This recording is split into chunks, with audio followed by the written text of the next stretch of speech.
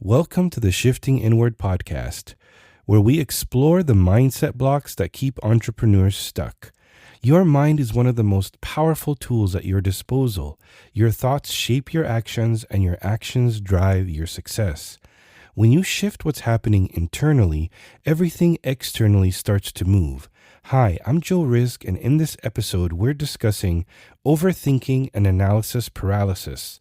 When you get stuck in your head, endlessly weighing options and never moving forward. So let's get into it. Overthinking is when your brain won't stop analyzing.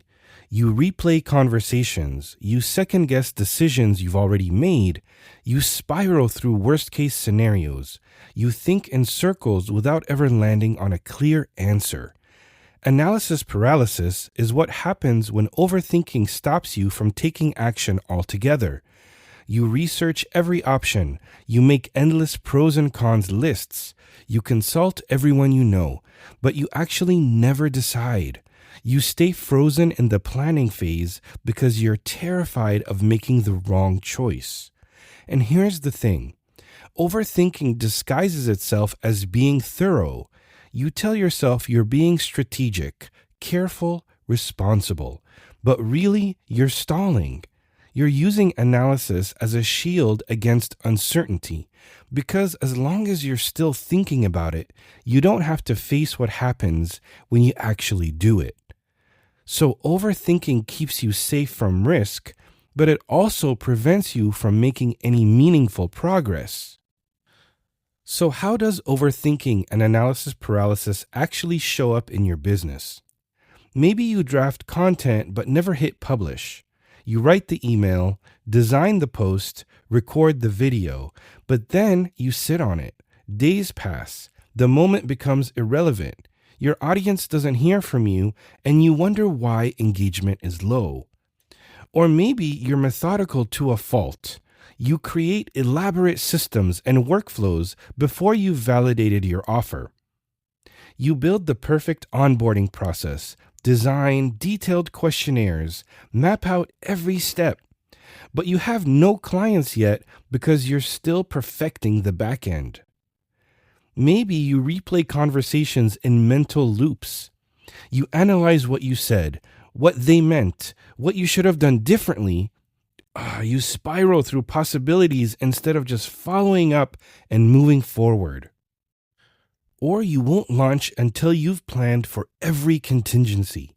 What if someone asks for a refund? What if the tech breaks? So you delay building contingency plans for problems that haven't even happened yet. And here's what happens. Your brain mistakes activity for progress. So you feel productive because you're analyzing, but nothing's actually changing. So where does this come from? Overthinking often starts as a coping mechanism. Maybe you made a decision once that didn't go well, and you internalized the lesson. I should have thought about it more. So now you overcompensate.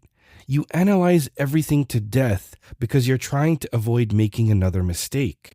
Or maybe you grew up in an environment where mistakes had consequences, where the wrong choice meant criticism, disappointment, or loss. So you learned to be careful, to think things through, to weigh every option. And that caution protected you then, but now it's paralyzing you. For entrepreneurs, there's another layer. You don't have a boss telling you what to do. You don't have a clear roadmap. Every decision is yours, and the stakes feel high. One wrong move could mean wasted money, lost time, or a damaged reputation. So your brain defaults to overthinking as a way to protect you from those risks. There's also the information overload problem. You have access to endless strategies, frameworks, and expert opinions, and every expert says something slightly different.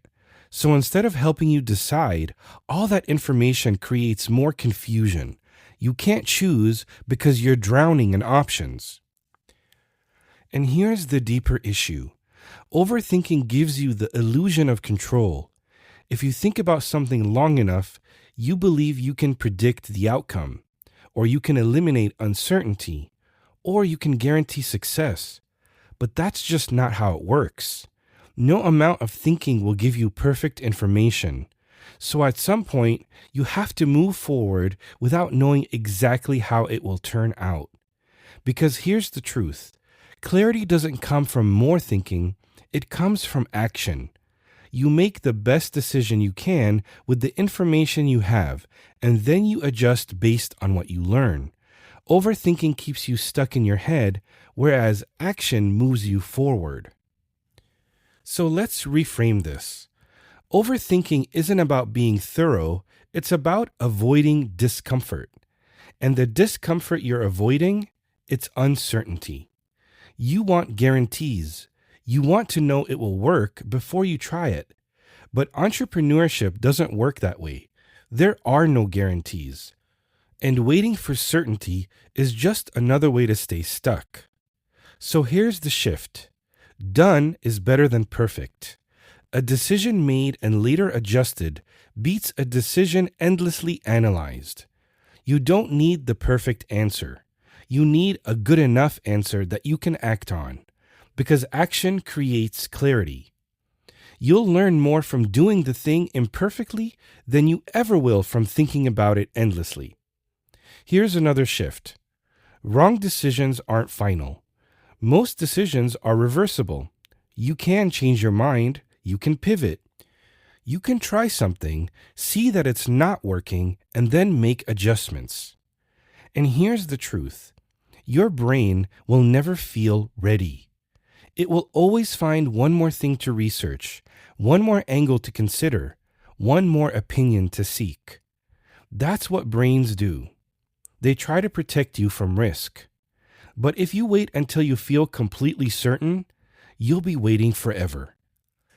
So stop asking, what if this is the wrong choice? And start asking, what's the cost of not choosing? Because indecision has a cost as well. It costs you momentum. It costs you time. It costs you opportunities. And often, the cost of overthinking is higher than the cost of making an imperfect decision and learning from it. So how do you actually break the overthinking cycle? First, set decision deadlines. Give yourself a specific date and time to make the choice. Research until then, and when the deadline hits, make a decision. No extensions, no just one more day. This forces your brain to stop spinning and commit. Second, use the good enough test. Ask yourself, is this option good enough to move forward? Not perfect, just good enough. If the answer is yes, choose it. You can always refine later, but good enough now beats perfect someday. Third, limit your inputs. Stop consuming more information. Stop asking more people. Pick one or two trusted sources, get their perspectives, and then make your call. More opinions doesn't create clarity. They create confusion. Fourth, commit to a test period. If you can't decide between two strategies, pick one and commit to it for 30 days. Then evaluate. This removes the pressure of making the right choice. You're just choosing what to test first. And finally, remind yourself, imperfect action beats perfect inaction. Every successful entrepreneur you admire has made decisions without full information. They've launched things that weren't ready. They've pivoted when things didn't work. They didn't wait for certainty. They moved forward and figured it out as they went.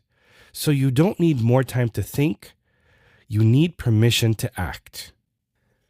If this resonated, drop a comment and share your story. Do you struggle with overthinking or analysis paralysis? What helped you move past it? I'd love to hear about it. And I invite you to join our free school community to connect with other entrepreneurs who are breaking through mindset blocks and supporting and celebrating each other's growth. Link in the description. I'm Joe, and I help entrepreneurs shift inward so they can move forward. See you next time.